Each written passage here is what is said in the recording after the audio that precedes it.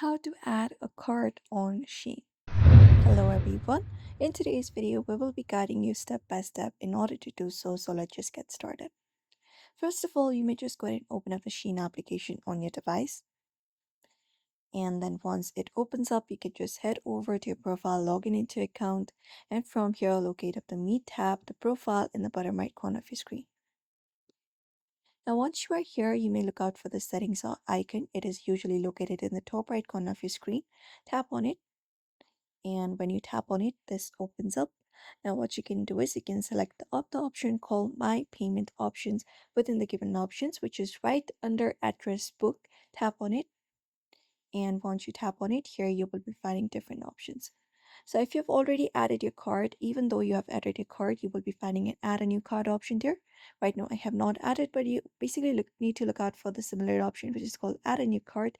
Tap on it, and once you tap on it, here you will be finding the section where you can just go ahead and enter up your card details, such as card number, the expiry date of your card, and the CVV, which is 3 to 4 digits. You can look out that for your card, any of the card that you have. Once that you enter it up, you can confirm by tapping on this confirm option, and once that is done, the card will be added to your particular Shein application, and that is it.